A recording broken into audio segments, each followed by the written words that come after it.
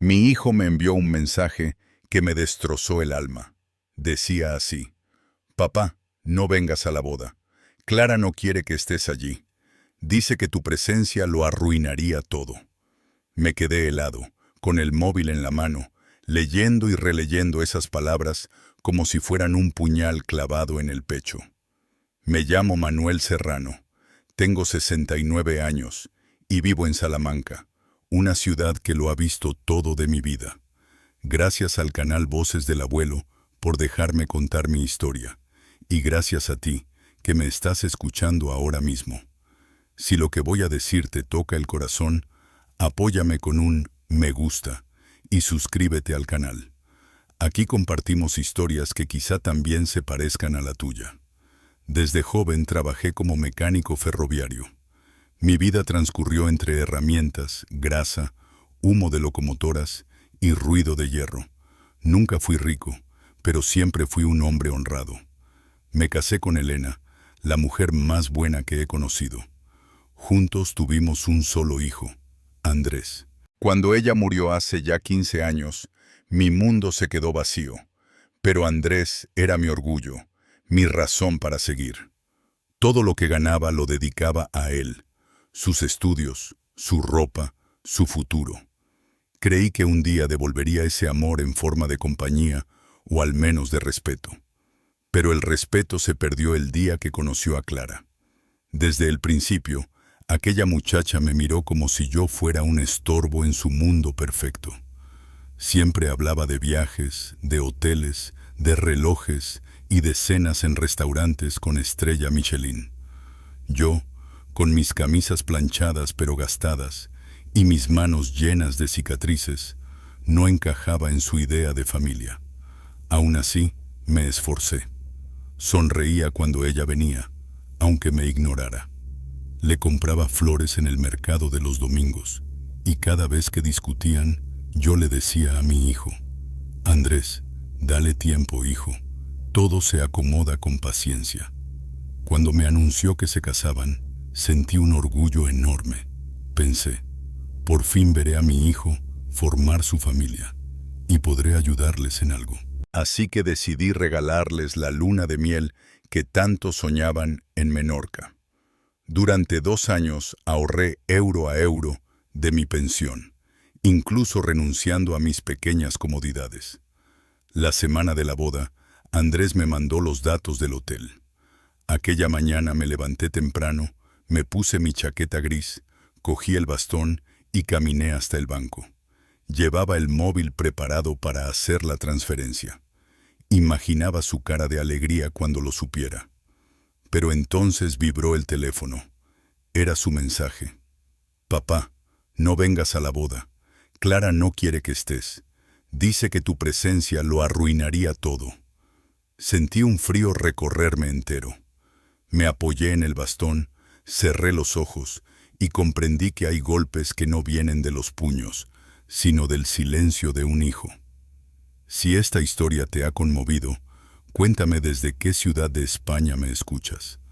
Suscríbete al canal y comparte este relato con alguien que también haya sentido el peso de un adiós injusto. No fue una descarga eléctrica de las que conocía tan bien, sino un golpe directo al alma. Me quedé quieto, con la fila del banco avanzando delante de mí y sin poder mover un solo músculo. Pensé en los 2 años de sacrificio, en cada euro guardado, en las comidas sencillas que acepté con tal de ahorrar. ¿Todo para qué? Para ser apartado del día más importante en la vida de mi propio hijo. En el bolsillo tenía el comprobante de la transferencia. Solo faltaba pulsar un botón. Pero mis dedos se negaron a moverse. En su lugar, abrí la aplicación y cancelé la operación. Luego bloqueé el número de Andrés. Guardé el móvil, respiré hondo y salí del banco sin mirar atrás. No lloré allí. Caminé por las calles de Salamanca con la cabeza erguida, pero por dentro sentía que una tormenta me desgarraba. Cuando llegué a casa, me senté en la mecedora del porche.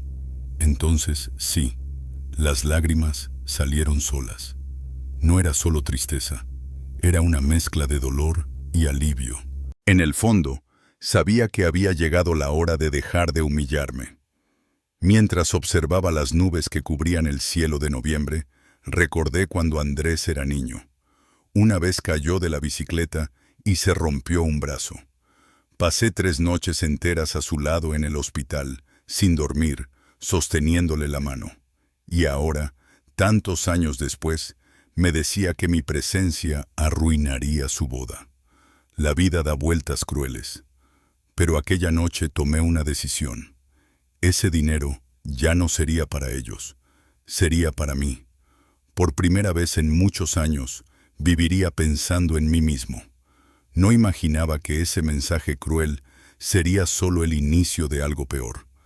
Andrés y Clara no se quedarían tranquilos, y lo que vino después fue más bajo, más sucio y más doloroso de lo que yo podía prever. Esa noche casi no dormí. Permanecí en la mecedora, escuchando el zumbido lejano de los coches que cruzaban el puente y el ladrido esporádico de algún perro callejero. El mensaje se repetía en mi cabeza una y otra vez, como un eco que no me daba tregua. Papá, no vengas a la boda. Clara no quiere que estés. No eran solo palabras, eran cuchillos. Confirmaban lo que en el fondo ya sabía, que para ellos yo ya no contaba. Amanecí con los ojos hinchados, pero con la determinación clara.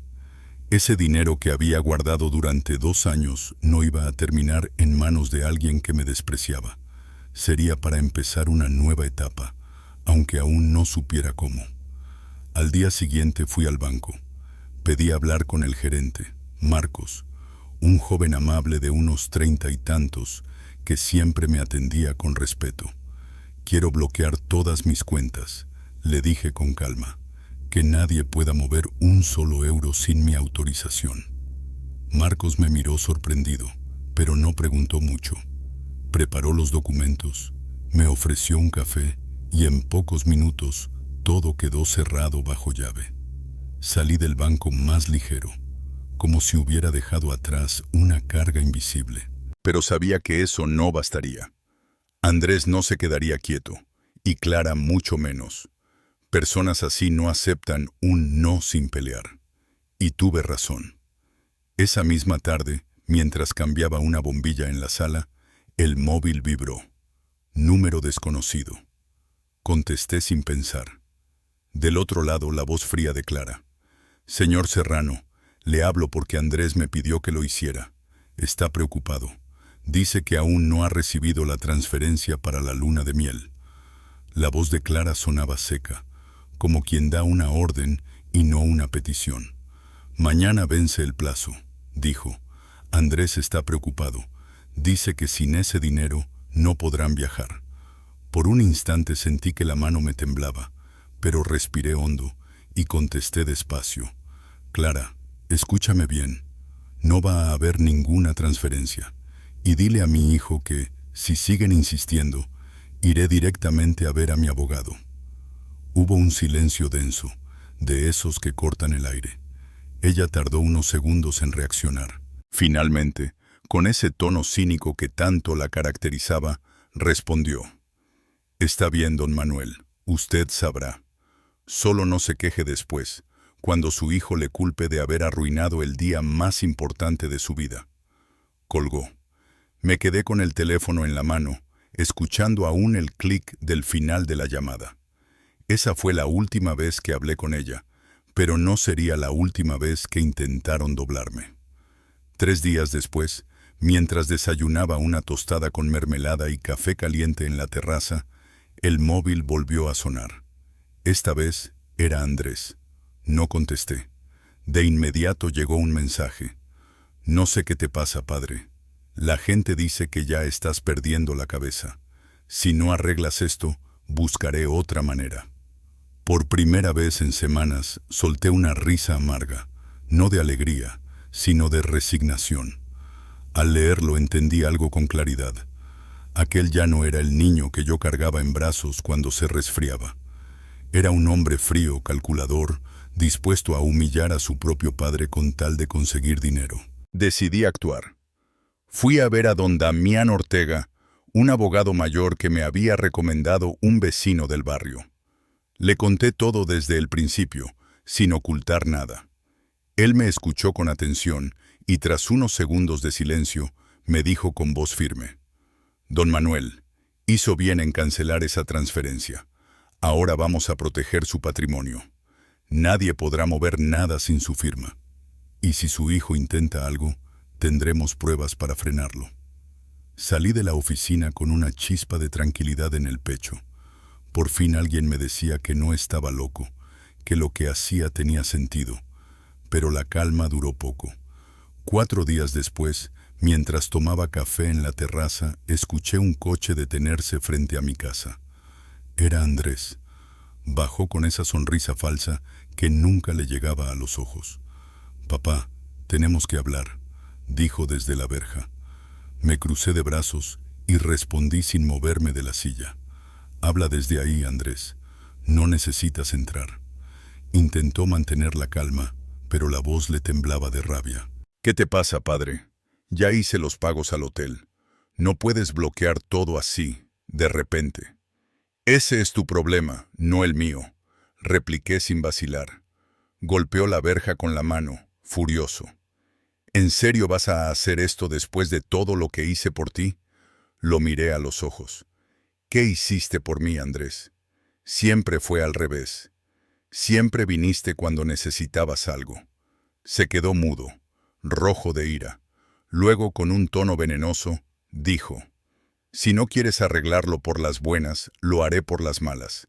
Hablaré con un juez. Diré que ya no estás bien, que no puedes manejar tu dinero». Ese día comprendí hasta dónde estaba dispuesto a llegar. No era solo desprecio, era una amenaza. Quería declararme incapaz para quedarse con lo que era mío. Sentí el calor subir por mis venas, pero no levanté la voz. Solo dije: «Intenta lo que quieras, Andrés, pero no olvides que aún soy tu padre». Él no esperaba esa respuesta. Me miró con furia, dio media vuelta y se marchó sin despedirse. Esa misma tarde volví a ver a don Damián Ortega. Le conté, palabra por palabra, la amenaza de Andrés. El abogado frunció el ceño, tomó notas y me dijo con voz grave: «Vamos a adelantarnos, don Manuel. Mañana mismo haremos un acta notarial y también un certificado médico que acredite su plena capacidad. Con eso, cualquier intento de incapacitación se desmoronará en segundos». Y así lo hicimos. Al día siguiente, ya tenía todos los documentos firmados, cada uno plastificado y guardado en una carpeta azul. Por primera vez en mucho tiempo, sentí orgullo de mí mismo, orgullo por no haberme dejado humillar más, por haber puesto un límite. Pero Andrés no se detuvo. 3 días después, el cartero llamó a mi puerta con una notificación judicial. Él había iniciado un proceso de incapacitación legal, alegando que yo ya no podía manejar mis bienes. Al recibir el sobre, las manos me temblaron. Era grueso, con mi nombre completo, dirección exacta y el sello del juzgado de Salamanca. Lo abrí lentamente y al leer las primeras líneas sentí un peso en el pecho. Ahí estaba, con lenguaje frío y jurídico: «Se solicita la incapacitación del señor Manuel Serrano por presunta pérdida de facultades mentales para la administración de su patrimonio. Mi propio hijo, el mismo al que cargué en brazos cuando tenía fiebre, al que ayudé a pagar sus estudios y su primer coche, ahora me acusaba de incapaz». Me quedé en la terraza mirando el papel sobre mis piernas. No lloré, pero dentro de mí hervía una mezcla de rabia y decepción. Al día siguiente, temprano, metí los documentos en la carpeta azul y fui directo al despacho de don Damián. Él me vio entrar y enseguida comprendió. Tomó el sobre, lo abrió con cuidado, revisó cada página y al terminar levantó la mirada. «Don Manuel, esto no es solo una falta de respeto, es un intento de fraude. Su hijo quiere despojarle de todo. Pero tranquilo, Con el acta notarial y el certificado médico, este proceso no prosperará. Sus palabras me dieron algo de alivio, pero no la paz completa. Porque una cosa era tener los papeles en regla, y otra, soportar la humillación de presentarme ante un juez para demostrar que estaba en mis cabales. Aquella noche casi no dormí. Los recuerdos me asaltaban uno tras otro. Cuando Andrés perdió su primer empleo y yo cubrí sus gastos durante 6 meses, pagándole la luz, la renta y hasta la compra semanal. Cuando le ayudé con el enganche de su coche. Cuando hipotecamos la casa para que pudiera estudiar en Madrid. Y ahora, él me pagaba con abogados y mentiras. La audiencia se fijó para una semana después. Don Damián me aseguró que todo estaba preparado, pero la ansiedad no me dejaba respirar. Cada mañana revisaba mi carpeta azul, el certificado médico, el acta notarial, los recibos, los extractos bancarios. Quería tenerlo todo perfecto, como si el orden del papel me diera fuerza. El día de la audiencia me levanté antes del amanecer. Me afeité con calma, me puse mi mejor camisa, una azul oscura, de botones, que guardaba para ocasiones especiales, planché mi pantalón de sarja y lustré los zapatos hasta que brillaron. No era vanidad, era dignidad. Quería que el juez me viera como lo que soy, un hombre consciente, trabajador, perfectamente capaz de valerse por sí mismo. Don Damián Ortega me esperaba en la entrada del juzgado de Salamanca. Me estrechó la mano y me dijo: «Tranquilo, don Manuel, usted solo tiene que responder con calma. Los documentos hablarán por sí solos». Entramos juntos a la sala. El aire acondicionado soplaba con fuerza, y el zumbido de los ventiladores me erizó la piel. Frente a nosotros, sentado tras su mesa, estaba el juez, con toga negra y mirada severa. Del otro lado estaban Andrés y Clara. Verlos allí fue un golpe difícil de digerir. Andrés evitaba mirarme, pero Clara me sostuvo la mirada con ese gesto altivo que tan bien conocía, como si ya saboreara la victoria. El juez abrió la audiencia con voz grave. «Estamos aquí para revisar la solicitud de incapacitación presentada por Andrés Serrano contra su padre, Manuel Serrano». Escuchar mi nombre de esa forma, como si fuera un acusado, me estremeció, pero me mantuve firme, respirando despacio. El abogado de mi hijo fue el primero en hablar. Argumentó que yo ya no estaba en condiciones de manejar mis bienes, que sufría pérdidas de memoria y que mis decisiones ponían en riesgo el patrimonio familiar. Incluso presentó testigos que decían haberme visto desorientado por la calle. Gente a la que jamás había visto. Puras mentiras, tejidas con frialdad para manchar mi nombre. Cuando llegó nuestro turno, don Damián se levantó con serenidad. Abrió la carpeta azul y comenzó a presentar los documentos uno por uno. «Señoría, aquí consta el acta notarial en la que el señor Serrano manifiesta plena conciencia de sus actos. Aquí está el certificado médico expedido por un especialista que confirma su lucidez mental. Y aquí, los extractos de sus cuentas y recibos de administración que prueban que mantiene su economía en orden». El juez tomó cada documento y los revisó con atención. Yo lo observaba en silencio, con el corazón latiendo fuerte, pero la cabeza en alto. Luego me tocó hablar. El juez me preguntó si entendía por qué estaba allí. «Claro que lo sé, señor juez», respondí sin dudar. «Estoy aquí porque mi propio hijo quiere quitarme lo que es mío, inventando que no tengo capacidad mental. Pero sigo siendo el mismo hombre que trabajó 40 años en los talleres ferroviarios, que crió solo a su hijo y que ahora solo pide respeto». Mi voz sonó firme, sin titubeos. Vi cómo Andrés bajaba la cabeza y Clara se mordía los labios. La audiencia continuó cerca de 1 hora. Finalmente, el juez habló con claridad. Después de revisar la documentación y escuchar al señor Serrano, este tribunal determina que la solicitud de incapacitación queda rechazada. Además, se remite el caso al Ministerio Fiscal para investigar una posible falsedad documental. Sentí un alivio inmenso. No salté, no hablé, solo cerré los ojos y respiré hondo. Justicia. Eso era lo que acababa de recibir. A la salida, don Damián me puso la mano en el hombro y dijo: «Ya lo ve, don Manuel, la verdad siempre sale a la luz. Ahora prepararemos la denuncia penal contra ellos». Asentí en silencio. Sabía que la batalla no había terminado. Andrés y Clara no se detendrían por un fallo judicial. Personas así siempre encuentran otro modo de atacar. Esa tarde, ya en casa, me senté en la terraza con un café bien cargado. Miré el cielo anaranjado del atardecer y pensé en todo lo vivido.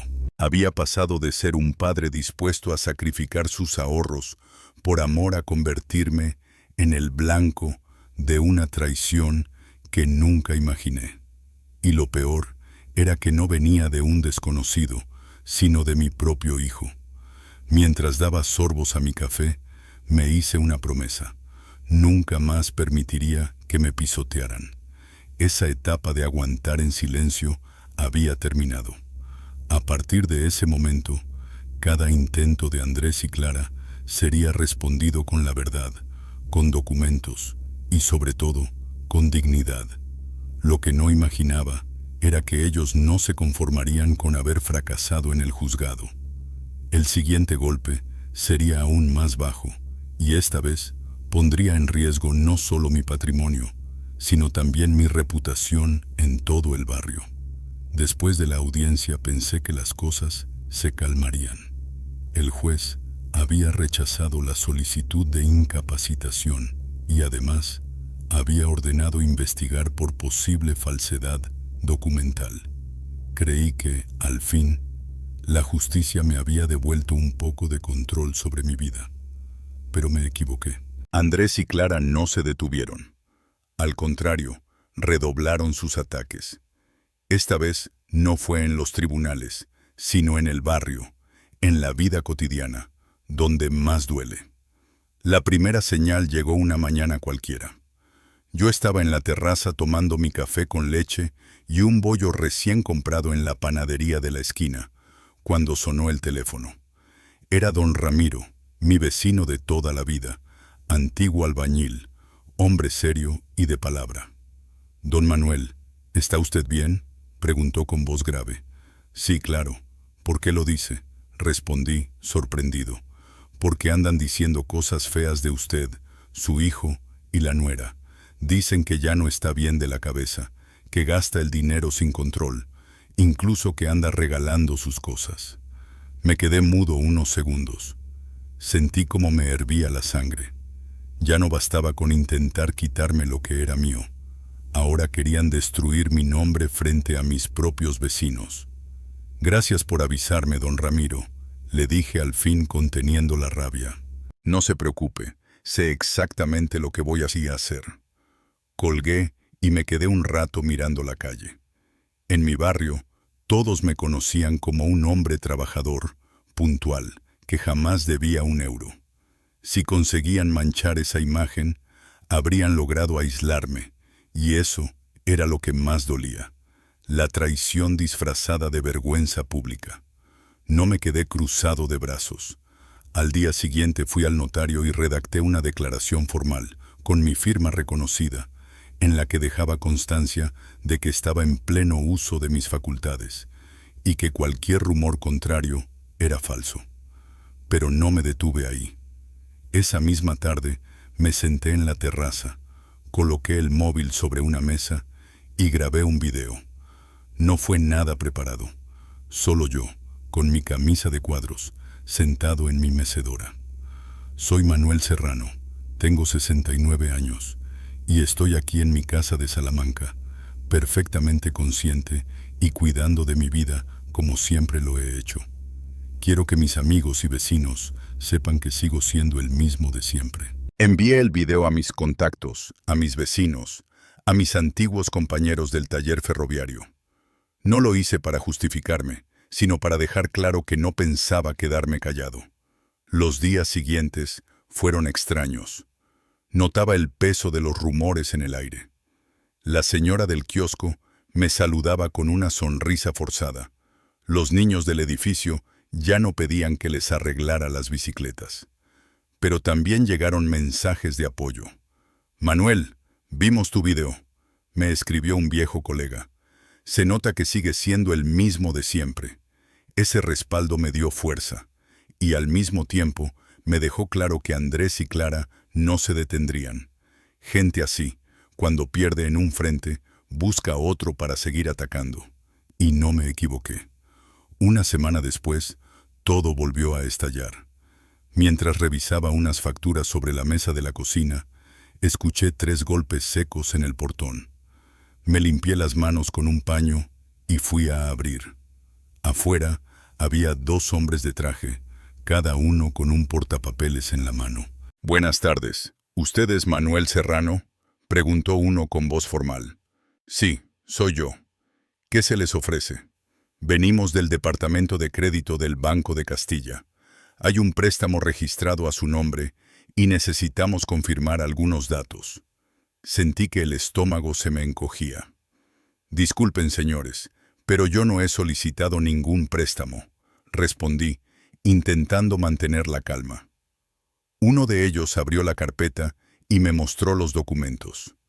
Ahí estaba mi nombre, mi dirección, mi número de identificación y una firma falsificada, torpe, casi como una burla, y debajo, como referencia de contacto, el nombre de Andrés Serrano.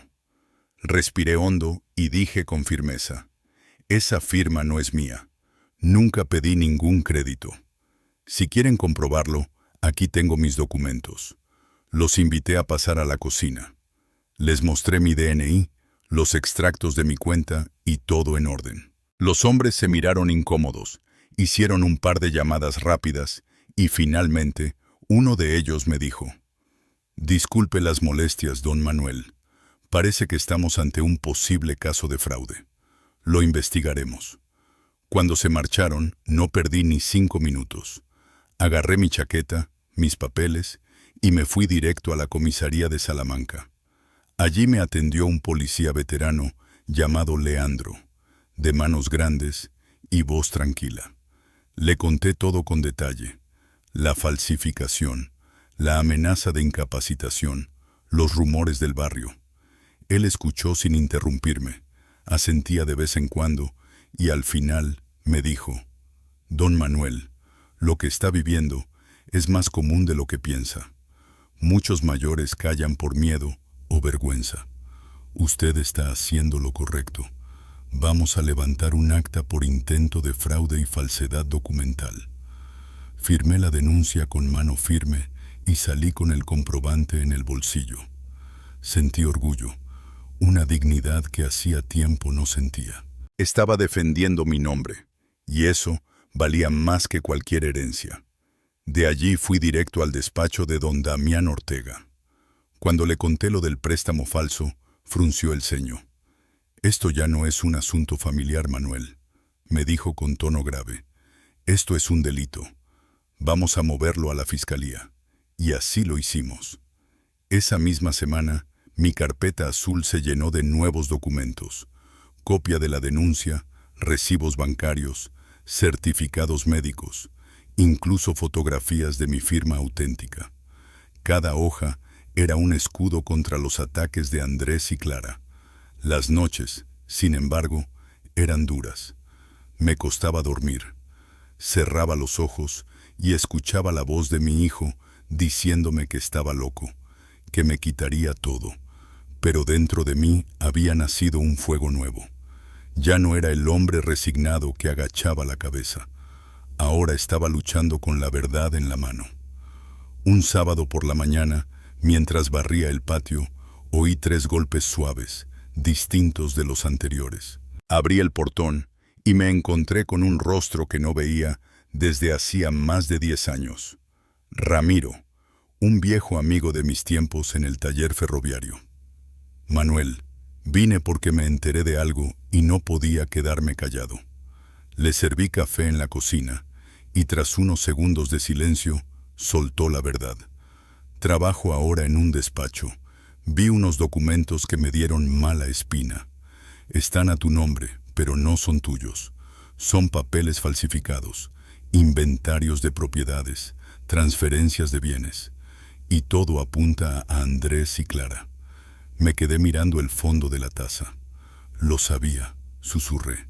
En el fondo, siempre lo supe. ¿Estás seguro, Ramiro?, le pregunté con un nudo en la garganta.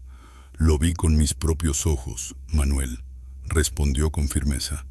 Incluso escuché a un empleado del registro decir que era para agilizar el proceso de incapacitación del viejo que ya no sabe lo que hace. Aquellas palabras me cayeron como un balde de agua helada. Ya no eran suposiciones. Era la confirmación de que mi propio hijo estaba dispuesto a falsificar documentos para quedarse con lo que era mío. Acompañé a Ramiro hasta la puerta. Le di las gracias con un apretón de manos y, en cuanto se marchó, agarré mi carpeta azul y me dirigí directamente al despacho de don Damián Ortega. Le conté todo. Escuchó en silencio, con el rostro tenso, y luego tomó el teléfono. Esto ya no es un problema familiar, dijo mientras marcaba. Esto es una estafa con falsificación de documentos. Vamos a presentar una denuncia penal completa. Esa noche, sentado otra vez en la terraza, sentí que ya no estaba solo. Tenía pruebas, un abogado de confianza y, sobre todo, mi dignidad intacta. Sabía que lo peor estaba por venir, pero también que esta vez no me cogerían desprevenido. Los días que siguieron a la visita de Ramiro fueron una mezcla de calma aparente y alerta constante. Me levantaba temprano, hacía café, barría el patio y me sentaba en la terraza como siempre, observando el movimiento del barrio. Pero por dentro había una tensión silenciosa. Sabía que Andrés y Clara no se detendrían. El silencio que había seguido a la denuncia era demasiado raro, demasiado meditado. No tuve que esperar mucho. Un viernes por la mañana, justo cuando terminaba de regar las macetas, escuché un golpe seco en el portón. No eran vecinos ni cobradores. Eran dos hombres con traje claro y credenciales colgadas al cuello. «¿Don Manuel Serrano?», preguntó uno de ellos. «Sí, soy yo», respondí con cautela. «Venimos a entregarle una notificación judicial». Me extendieron un sobre grueso con sello oficial. Lo tomé con manos firmes, aunque por dentro sentía el estómago encogido. Firmé el acuse de recibo, cerré el portón y caminé lentamente hacia la mesa de la cocina. Abrí el sobre y comencé a leer. Lo que vi me heló la sangre. Una orden judicial urgente que congelaba todas mis cuentas bancarias. La justificación era absurda. Riesgo financiero para la familia, posible incapacidad del titular para administrar su patrimonio. Exactamente el mismo discurso que Andrés y Clara habían usado antes, solo que esta vez con la firma de un juez. Me quedé un largo rato sentado con el documento abierto sobre la mesa. No lloré, no grité, solo respiré hondo y murmuré para mí mismo. Esto ya es una guerra. No perdí tiempo. Tomé la carpeta azul y fui directo al despacho de don Damián. Al verme entrar con el sobre en la mano, dejó lo que hacía y me condujo a la sala. «A ver, don Manuel, ¿qué ha pasado ahora?», le entregué la notificación. La leyó con calma, pero al terminar me miró muy serio. «Esto ya no es una disputa familiar. Es un abuso legal, un intento descarado de despojo. Si consiguieron esta orden, es porque presentaron documentos falsos. Pero tranquilo, vamos a responder». Esa misma tarde trabajamos durante horas. Don Damián llamó a un médico de confianza para renovar mi certificado de capacidad mental y preparó un escrito de oposición, adjuntando todos los documentos plastificados: acta notarial, denuncia por fraude, certificado médico anterior. Cuando salimos del despacho, ya caía la noche. Caminé por las calles de Salamanca con paso lento, observando las luces de los bares, el aroma de las castañas asadas y los ecos lejanos de la ciudad. Y pensé, pueden intentar quitarme todo, pero jamás me quitarán quién soy. La música lejana de un grupo que tocaba en la Plaza Mayor llegaba hasta mi calle, y aunque por dentro me dolía, también sentía una firmeza nueva. No iba a permitir que me arrebataran lo que era mío. A la mañana siguiente me presenté en el juzgado de Salamanca, acompañado por don Damián Ortega. Llevábamos toda la documentación perfectamente ordenada dentro de la carpeta azul. El juez que había firmado la orden de congelamiento no era el mismo de antes. Este era un hombre más joven, de gesto rígido y mirada fría. Señoría, comenzó don Damián con voz serena, venimos a presentar pruebas claras de que esta medida cautelar carece de fundamento. El señor Manuel Serrano goza de plena capacidad mental, como lo demuestran los certificados médicos y notariales adjuntos. Además, existe una denuncia penal en curso por falsificación de documentos en la que los solicitantes, Andrés Serrano y Clara Gómez, están directamente involucrados. El juez tomó los documentos, los revisó uno por uno y tras unos segundos de silencio me miró por encima de las gafas. Señor Serrano, ¿es usted consciente de lo que está ocurriendo aquí? Me enderecé en la silla, respiré hondo y respondí sin titubear. Por supuesto, señor juez. Mi hijo y su esposa intentan quitarme lo que me pertenece, pero sigo siendo el mismo hombre que trabajó 40 años en los talleres ferroviarios, el mismo que levantó su casa con sus propias manos y que nunca dejó de pagar una cuenta. Y aquí están las pruebas de que no estoy loco ni incapacitado. La sala quedó en silencio. Andrés me observaba con rabia contenida, mientras Clara sostenía una sonrisa sarcástica. El juez cerró el expediente, respiró hondo y dijo, «Muy bien, revisaremos las pruebas y dictaremos resolución en breve». Salí del juzgado con el corazón acelerado, pero la cabeza en alto. Sabía que no sería fácil. Andrés y Clara tenían recursos, mentían sin pudor y no les importaba ensuciar mi nombre. Pero también sabía que yo ya no era el hombre sumiso que una vez se dejó manipular. Los días siguientes fueron una larga espera. Mi rutina seguía igual, aunque con las cuentas congeladas todo se complicó. No podía sacar efectivo ni pagar mis recibos con normalidad. Tuve que recurrir a los pocos billetes que guardaba en un sobre dentro del cajón del aparador. Una tarde, en la tienda del barrio, mientras compraba pan y legumbres, escuché a dos mujeres hablando a mis espaldas. Dicen que don Manuel ya no está bien, que su hijo lo cuida porque se gasta el dinero en tonterías. Qué pena, ¿verdad? No giré, no dije nada, pero aquellas palabras me atravesaron como cuchillos. No bastaba con el ataque legal, ahora querían destruir mi reputación entre los vecinos. Esa noche, sentado en la terraza con el transistor apagado, repasé todo lo que había vivido. La traición de Andrés, las humillaciones de Clara, las mentiras en el juzgado. Comprendí que ya no bastaba con defenderme. Había llegado la hora de pasar al ataque. Llamé a don Damián y le dije con voz firme, «Licenciado, ya no quiero solo defenderme, quiero que vayamos a por ellos». Él guardó silencio unos segundos antes de responder. «Eso mismo estaba esperando oír, don Manuel. Vamos a denunciarlos por falsedad documental, estafa y daño moral. Ya no se trata solo de una defensa, se trata de justicia». Y así lo hicimos. Al día siguiente presentamos la denuncia ante la fiscalía. Yo, por primera vez en mucho tiempo, sentí que estaba recuperando mi vida.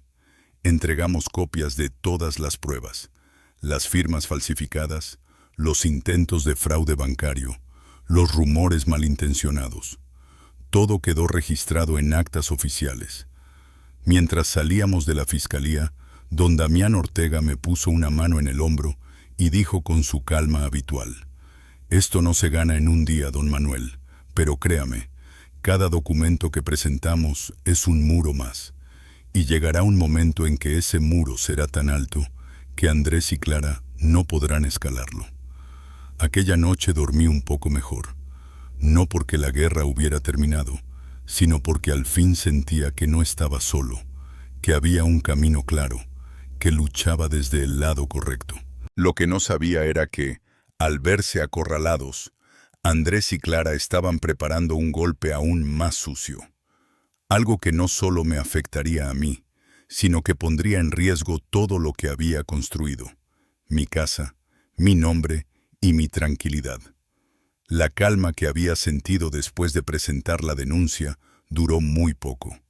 Una mañana, mientras barría el patio con mi escoba vieja de mimbre, escuché 3 golpes secos en el portón.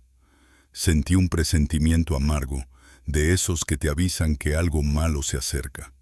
Abrí la puerta y me encontré con 2 oficiales de justicia. Uno de ellos, joven, apenas levantó la vista para hablar. «¿Don Manuel Serrano?» «Soy yo», respondí. «Traemos una notificación. Necesita firmar de recibido». Me entregaron un sobre grueso, con sello judicial. Lo tomé con calma, firmé y cerré el portón. Caminé hasta la cocina, me senté en la mesa y abrí el sobre despacio, como quien sabe que dentro no hay buenas noticias. Ahí estaba: una orden provisional de embargo sobre mi casa. La justificación: riesgo de dispersión de bienes por incapacidad administrativa. En otras palabras, pretendían quitarme mi propio hogar, alegando que no era capaz de gestionarlo. Me quedé mirando las paredes que yo mismo había levantado con mis manos hace más de 40 años. Ese techo que protegió a Elena, mi esposa, hasta su último día. Ese patio donde Andrés jugaba de niño con una pelota de goma. Y ahora, mi propio hijo pedía que lo embargaran como si yo fuera un desconocido, un viejo decrépito incapaz de cuidarse solo. No lloré, pero sentí un dolor profundo, uno que no viene del cuerpo, sino del alma. Porque perder dinero es duro, sí, pero que intenten arrebatarte tu casa, eso es arrancarte la vida misma. Respiré hondo, me serví un café cargado y marqué el número de don Damián. «Licenciado, acabo de recibir otra notificación. Ahora van a por mi casa». Del otro lado hubo un breve silencio antes de escuchar su voz firme. «Tranquilo, don Manuel. Esa casa está registrada a su nombre desde hace décadas. Nadie puede tocarla sin su consentimiento. Vamos a frenar esto». Esa misma tarde nos reunimos en su despacho. Le mostré los documentos y él los revisó con atención. «Mire, don Manuel, esta es una jugada sucia, pero no tiene base legal. Intentan aprovechar cualquier resquicio para presionarle. Vamos a responder con un recurso inmediato y además presentaremos una demanda por daño moral. Esto ya no es solo fraude, es humillación pública». Asentí en silencio. Ya no me quedaban lágrimas, solo una determinación férrea de no ceder. Los días siguientes fueron tensos. Algunos vecinos, mal informados por los chismes que Clara había sembrado, empezaron a mirarme con desconfianza. Una mujer comentó en voz alta cuando pasé frente a la tienda: «Qué pena, tantos años trabajando, y ahora ya no sabe ni lo que hace». Seguí caminando sin responder. Pero en mi interior, juré que no descansarían tranquilos hasta que la verdad saliera a la luz. Entregamos copias de todas las pruebas: las firmas falsificadas, los intentos de fraude bancario, los rumores malintencionados. Todo quedó registrado en actas oficiales. Mientras salíamos de la fiscalía, don Damián Ortega me puso una mano en el hombro y dijo con su calma habitual: «Esto no se gana en un día, don Manuel, pero créame, cada documento que presentamos es un muro más, y llegará un momento en que ese muro será tan alto que Andrés y Clara no podrán escalarlo. Aquella noche dormí un poco mejor, no porque la guerra hubiera terminado, sino porque al fin sentía que no estaba solo, que había un camino claro, que luchaba desde el lado correcto. Lo que no sabía era que, al verse acorralados, Andrés y Clara estaban preparando un golpe aún más sucio. Algo que no solo me afectaría a mí, sino que pondría en riesgo todo lo que había construido, mi casa, mi nombre y mi tranquilidad. La calma que había sentido después de presentar la denuncia duró muy poco. Una mañana, mientras barría el patio con mi escoba vieja de mimbre, escuché 3 golpes secos en el portón. Sentí un presentimiento amargo, de esos que te avisan que algo malo se acerca. Abrí la puerta y me encontré con 2 oficiales de justicia. Uno de ellos, joven, apenas levantó la vista para hablar. «¿Don Manuel Serrano?» «Soy yo», respondí. «Traemos una notificación. Necesita firmar de recibido». Me entregaron un sobre grueso, con sello judicial. Lo tomé con calma, firmé y cerré el portón. Caminé hasta la cocina, me senté en la mesa y abrí el sobre despacio, como quien sabe que dentro no hay buenas noticias. Ahí estaba, una orden provisional de embargo sobre mi casa. La justificación: riesgo de dispersión de bienes por incapacidad administrativa. En otras palabras, pretendían quitarme mi propio hogar, alegando que no era capaz de gestionarlo. Me quedé mirando las paredes que yo mismo había levantado con mis manos hace más de 40 años. Ese techo que protegió a Elena, mi esposa, hasta su último día. Ese patio donde Andrés jugaba de niño con una pelota de goma. Y ahora, mi propio hijo pedía que lo embargaran como si yo fuera un desconocido, un viejo decrépito, incapaz de cuidarse solo. No lloré, pero sentí un dolor profundo, uno que no viene del cuerpo, sino del alma. Porque perder dinero es duro, sí, pero que intenten arrebatarte tu casa, eso es arrancarte la vida misma. Respiré hondo, me serví un café cargado y marqué el número de don Damián. «Licenciado, acabo de recibir otra notificación. Ahora van a por mi casa». Del otro lado hubo un breve silencio antes de escuchar su voz firme. «Tranquilo, don Manuel. Esa casa está registrada a su nombre desde hace décadas. Nadie puede tocarla sin su consentimiento. Vamos a frenar esto». Esa misma tarde nos reunimos en su despacho. Le mostré los documentos y él los revisó con atención. «Mire, don Manuel, esta es una jugada sucia, pero no tiene base legal. Intentan aprovechar cualquier resquicio para presionarle. Vamos a responder con un recurso inmediato y, además, presentaremos una demanda por daño moral. Esto ya no es solo fraude, es humillación pública». Asentí en silencio. Ya no me quedaban lágrimas, solo una determinación férrea de no ceder. Los días siguientes fueron tensos. Algunos vecinos, mal informados por los chismes que Clara había sembrado, empezaron a mirarme con desconfianza. Una mujer comentó en voz alta cuando pasé frente a la tienda: «Qué pena, tantos años trabajando, y ahora ya no sabe ni lo que hace». Seguí caminando sin responder, pero en mi interior juré que no descansarían tranquilos hasta que la verdad saliera a la luz. Andrés bajó la mirada y Clara apretó los labios con frustración. El juez suspiró, miró a todos y dijo con voz serena: «Muy bien. El tribunal tomará en cuenta todas las pruebas y dictará resolución en los próximos días». Salimos de la sala con el corazón en la garganta. No había un fallo inmediato, pero sabíamos que las pruebas estaban de nuestro lado. Aquella tarde, de regreso en casa, me senté en la mecedora y miré el viejo techo de tejas, el mismo que había colocado con mis propias manos cuando construí la primera habitación. Sentí orgullo, orgullo de no haberme rendido, de haber defendido mi hogar y mi nombre. Pero también sabía que Andrés y Clara no se detendrían. Cada derrota los volvía más peligrosos, más desesperados. Y lo que vino después lo confirmó. Si antes habían intentado difamarme en el barrio y arrebatarme mi casa, ahora querían destruir lo único que todavía me sostenía, mi dignidad como hombre y como padre. Ese sería su golpe más bajo. Los días posteriores a la audiencia del embargo fueron extraños. El juez aún no había emitido resolución, pero yo confiaba en que la verdad acabaría imponiéndose. Sin embargo, Andrés y Clara no permanecieron quietos. Parecía que cada fracaso los hacía más feroces, más decididos a hundirme por cualquier medio. Esta vez, no vinieron con abogados ni documentos. Trajeron algo peor, el veneno del chisme y la difamación.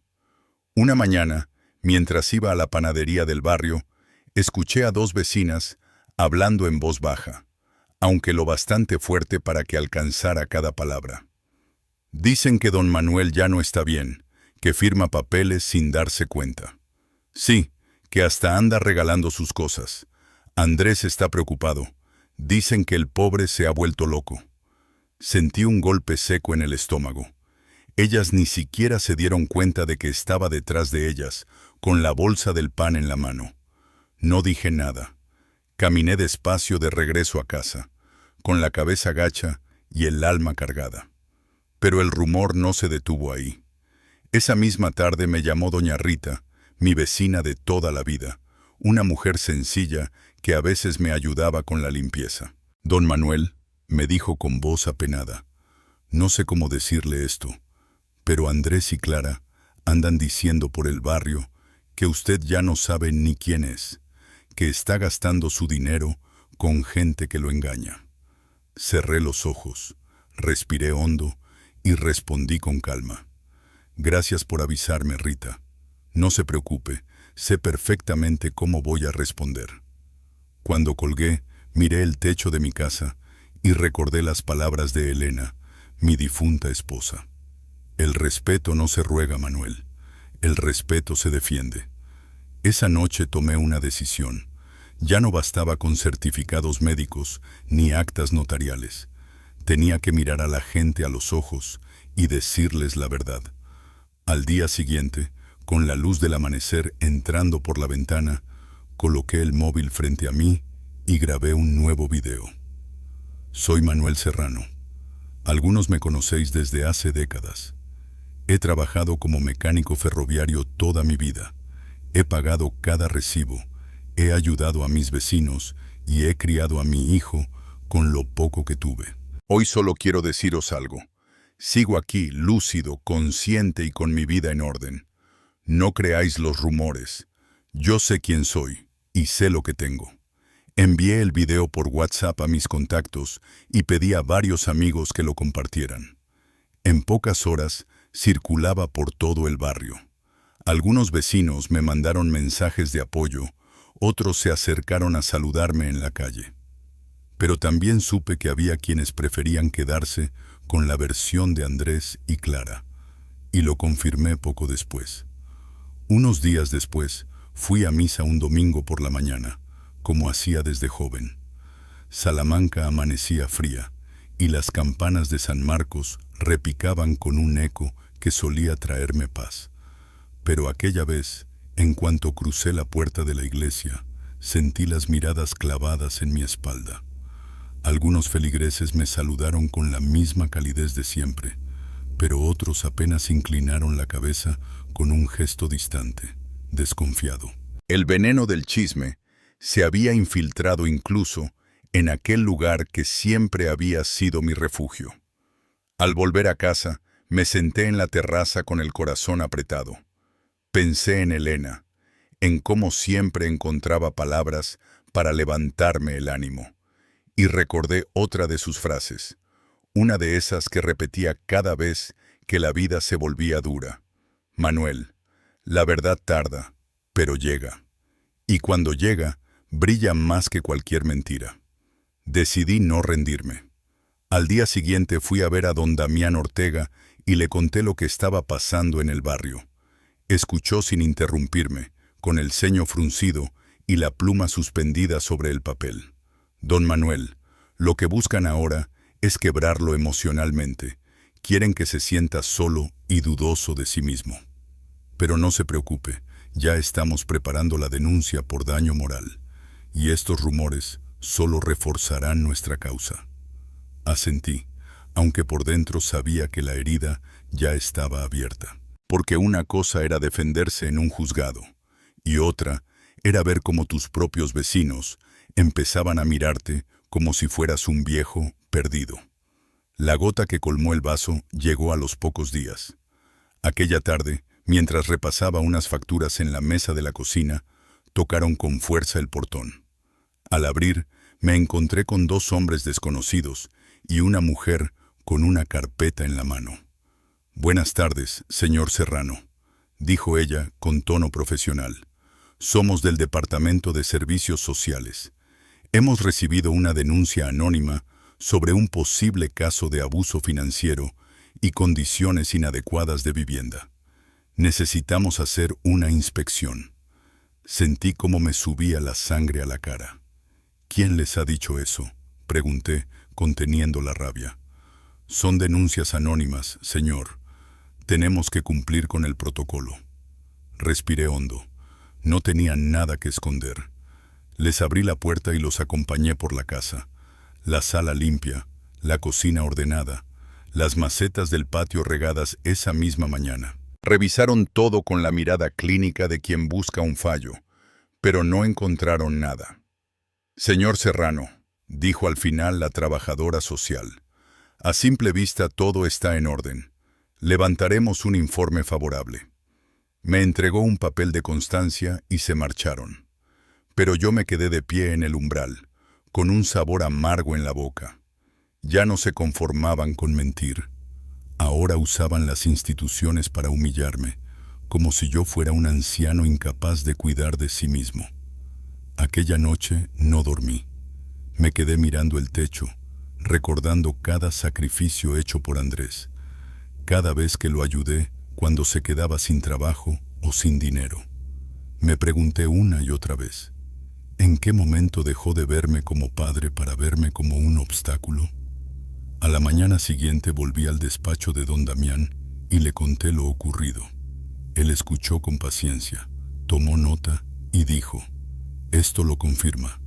Están intentando fabricar un caso de incapacidad o abandono para reforzar su demanda. Pero tranquilo, don Manuel. Tenemos pruebas de sobra para demostrar que todo es falso». Salí del despacho con el pecho más ligero, aunque sabía que la batalla apenas empezaba.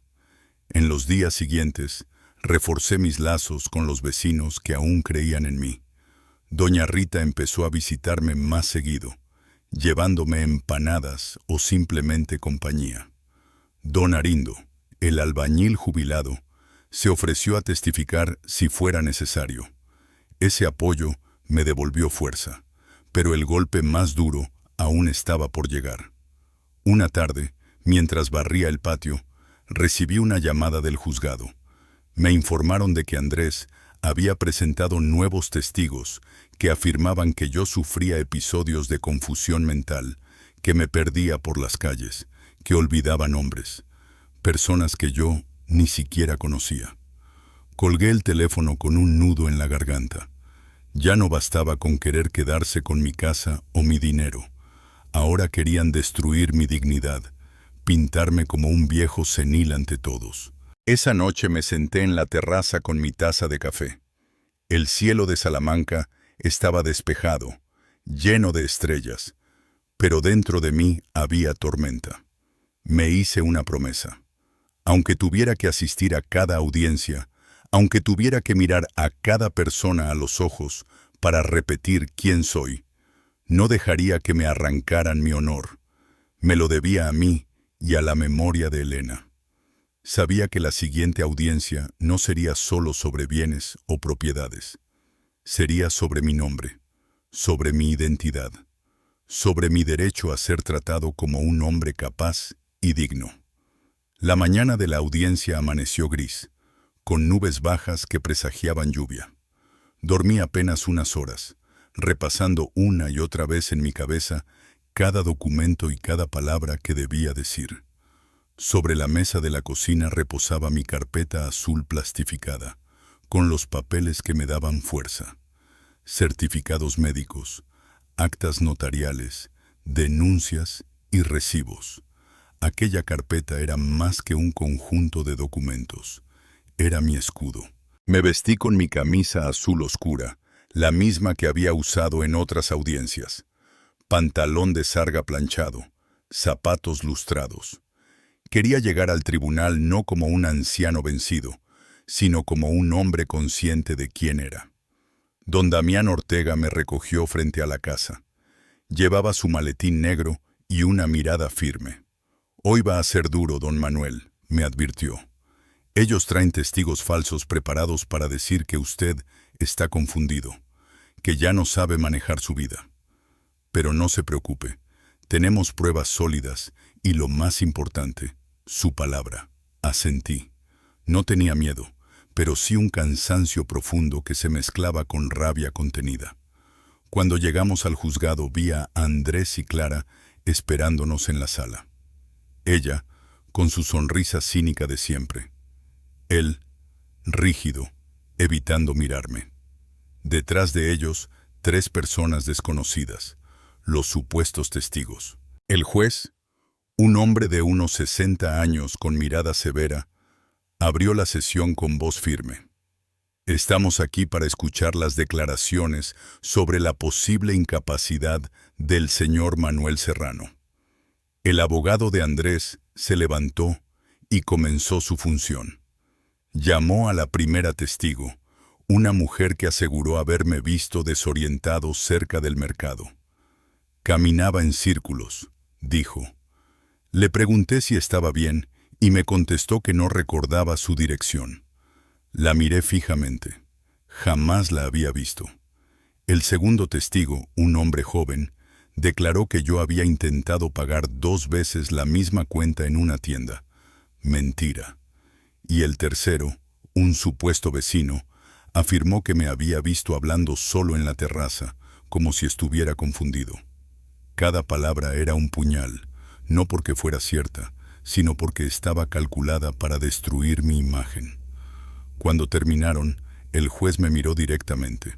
«Señor Serrano, ¿tiene algo que decir ante estas declaraciones?».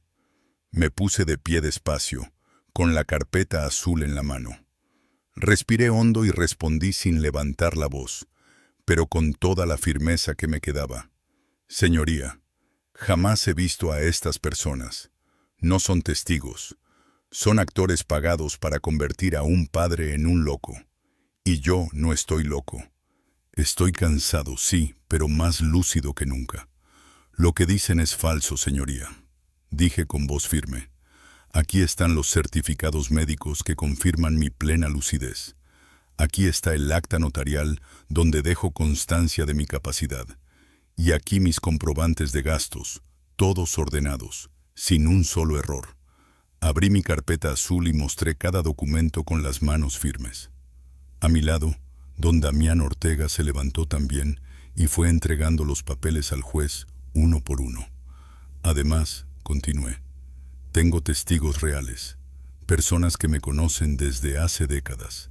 Mi vecina Rita, que me ayuda con la limpieza, puede decir que mantengo mi casa en orden. Y don Arindo, mi vecino albañil, puede testificar que manejo mis cuentas, que jamás me ha visto confundido».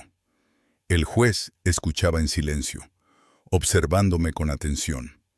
Andrés me miraba con rabia contenida. Clara, por primera vez, parecía incómoda. El juez llamó a Rita y Arindo, quienes estaban presentes como testigos de mi defensa. Ambos hablaron con sencillez, pero con la fuerza de la verdad. «Yo voy cada semana a la casa de don Manuel», dijo Rita. «Está todo limpio, ordenado. Paga puntual, se organiza, sabe qué día es y qué tiene que hacer. Yo lo conozco desde hace 30 años», añadió Arindo.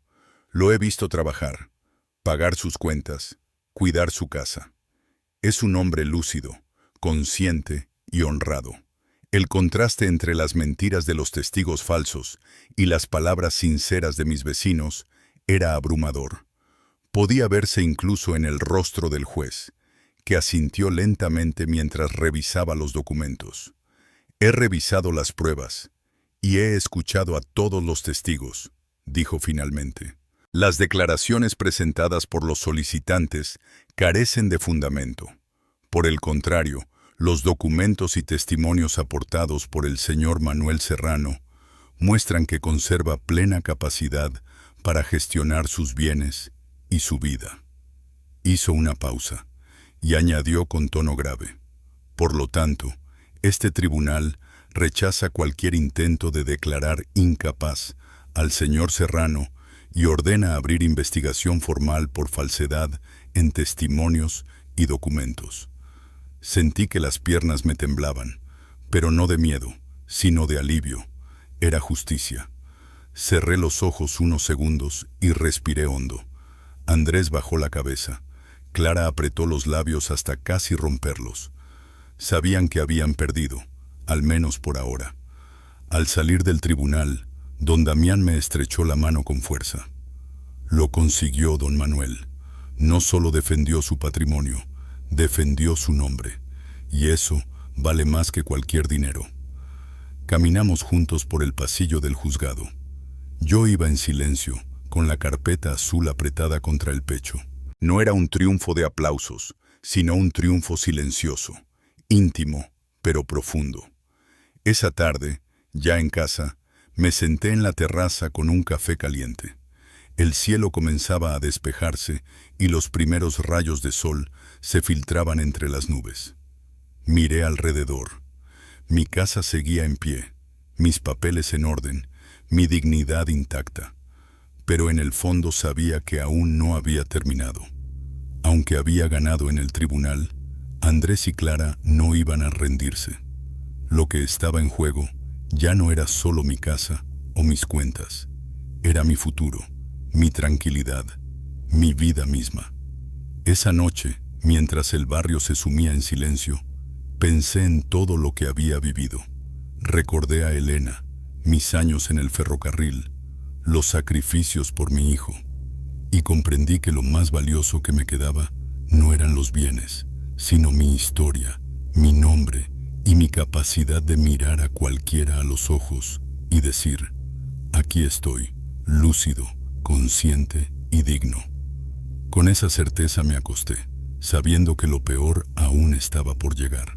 Porque Andrés y Clara, heridos en su orgullo, ya preparaban un último golpe, el más bajo de todos.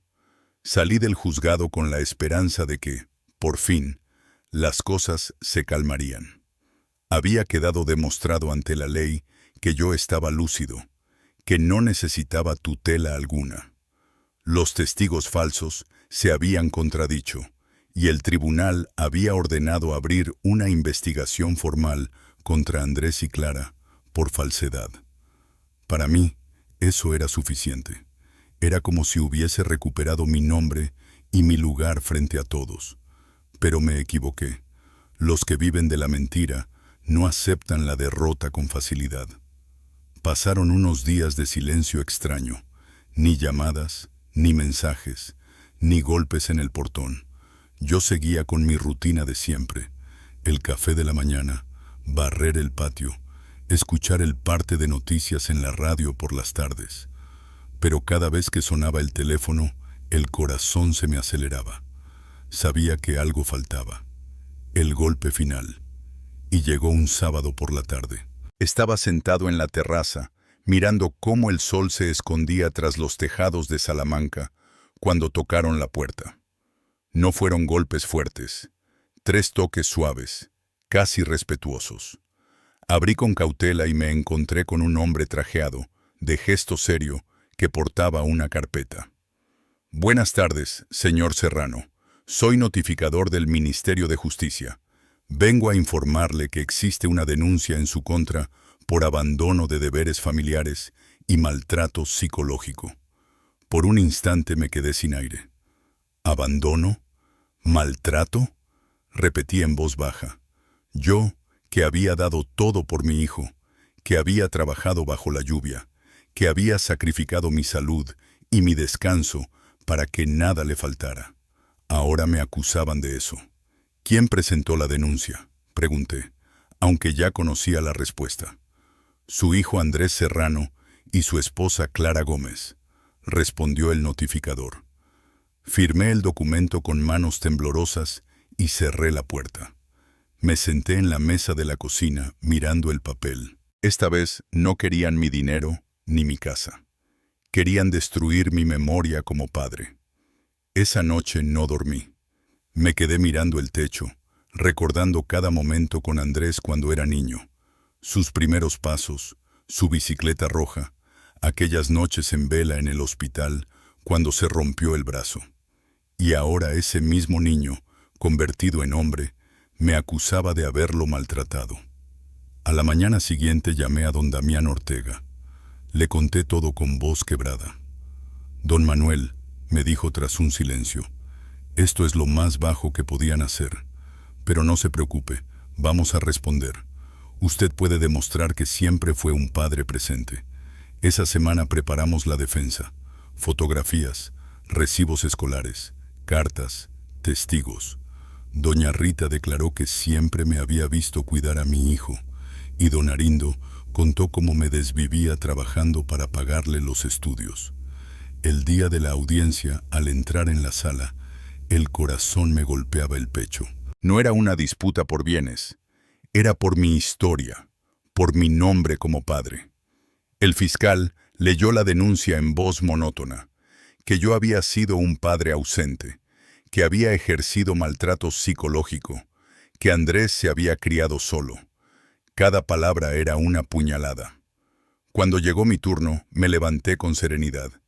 En mis manos llevaba una fotografía antigua, Andrés de niño, con su uniforme escolar, abrazado a mí. La levanté y la mostré al juez. Este soy yo, señoría, y este es mi hijo. Si eso es abandono, entonces explíqueme qué es amar. Señoría, este es mi hijo, el mismo al que llevé de la mano al colegio cada mañana, al que cuidé cuando estuvo enfermo, al que abrigué en las noches de invierno, dije con la voz quebrada, levantando la fotografía. Aquí están los recibos de la escuela, los gastos que afronté solo, los testigos que pueden confirmar que siempre estuve presente. Mi voz temblaba, pero cada palabra salía con verdad. El juez revisó los documentos. Escuchó con atención a doña Rita y a don Arindo, que declararon con sencillez, sin adornos. Lo veo cada semana, señoría, dijo Rita. Tiene la casa limpia, ordenada, paga sus cuentas a tiempo y se organiza perfectamente. Yo lo conozco desde hace más de 30 años, añadió Arindo. He visto cómo ha criado a su hijo, cómo trabajaba horas extra para pagarle los estudios. El juez me miró directamente. Señor Serrano, está claro que usted no abandonó a su hijo. Al contrario, ha sido un padre presente, responsable y dedicado. La denuncia presentada carece de fundamento, y además, este tribunal ordena abrir una investigación por denuncia falsa contra los solicitantes. Andrés bajó la cabeza, incapaz de sostener mi mirada. Clara, rígida, apretó el brazo de su esposo con furia contenida. Sentí que un peso enorme se desmoronaba dentro de mí.